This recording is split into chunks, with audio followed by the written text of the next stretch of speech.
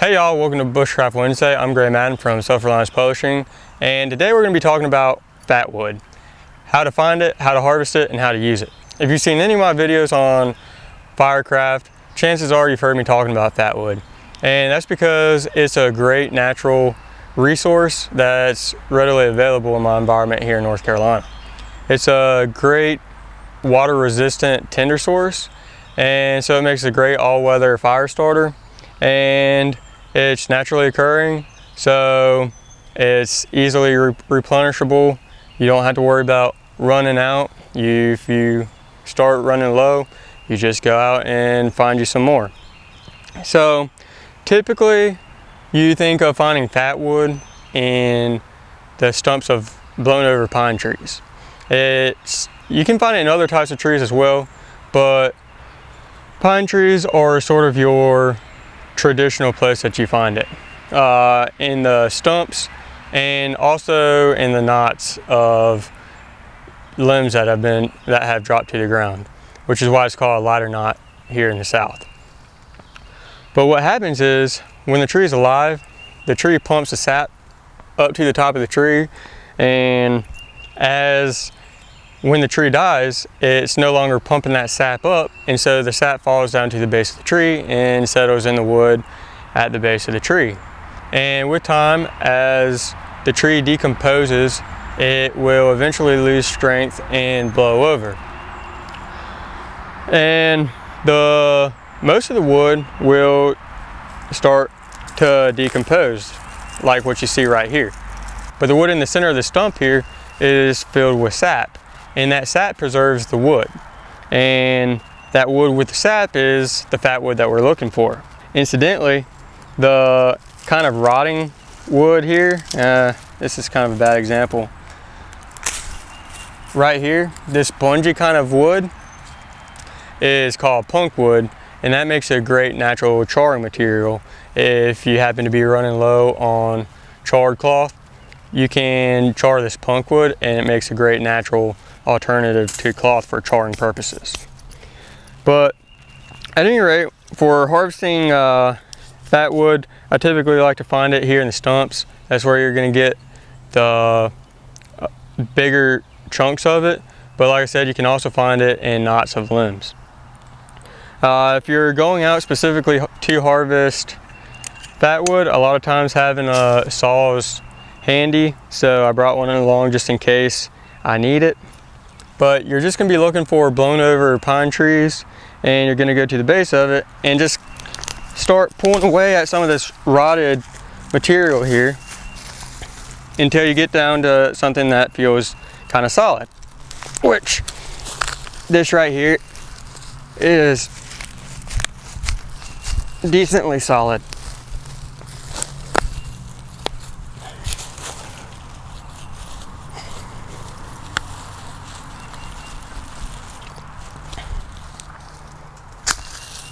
We've got to clean some of this mud and dirt off of it, but chances are the majority of this taproot here that I pulled out of the ground, chances are the majority of that's going to be fatwood. Cut off a little 8-inch section or so and see what we have here.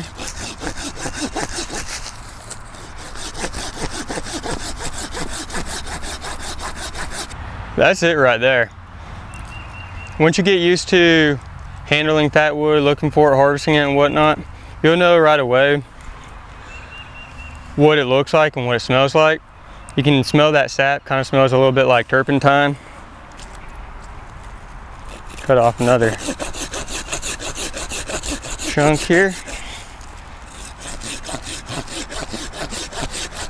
So off camera, I went and found an example of a branch with a knot that is an example of fatwood. As you can see, everything else has rotted away, but what's left here is impregnated with the sap from the tree, and this is fatwood. If you take your knife and cut off a little bit of a shaving here, see if I can leave a shaving on the stick here so you can see what I'm talking about. Alright, so if I hit this little shaving with the lighter, you'll see that it flames up really nicely. See how well that's burning, and you can see the black soot coming off of the shaving. That's that pine sap burning, and that's exactly what we're looking for in the fat wood. A little bit of fat wood will go really long ways. That one little shaving right there would have been plenty enough to start a fire if you've got your ducks in a row and you've got your materials prepared and your fire lay ready. That's all you need to get a fire going. Now, when I'm actually using this stuff to start a fire, what I do is take the backside of my knife and shave off little shavings like so here. And what this does is create really fine pieces that will catch a spark from a ferrocerium rod really well. And it also helps you get maximum use out of your resource, because you'll be less inclined to overdo it than if, say, you were taking your knife like this and taking off shavings, basically like I just did earlier to demonstrate.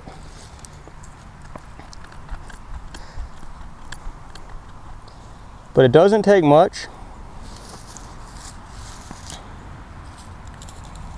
About a coin size pile is all you really need of this stuff to get a fire going. Now, if you've got your fire lay ready, all you got to do is hit it real quick with the lighter or ferrocerium rod, and you're burning.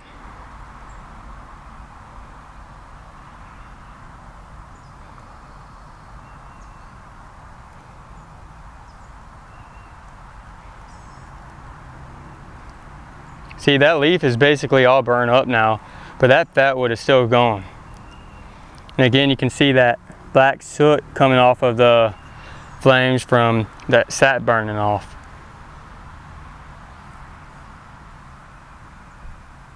Well, I hope you found this video helpful. Fat wood's a great natural resource, great natural fire starter that's weather resistant. A little bit goes a long way if you put some in your kit. As you start running low, if you're in a area that has fat wood, it's easy to harvest more and replenish your supply. As always, I appreciate every like, every comment, and every subscribe. Thank you for watching, and we'll see you next time.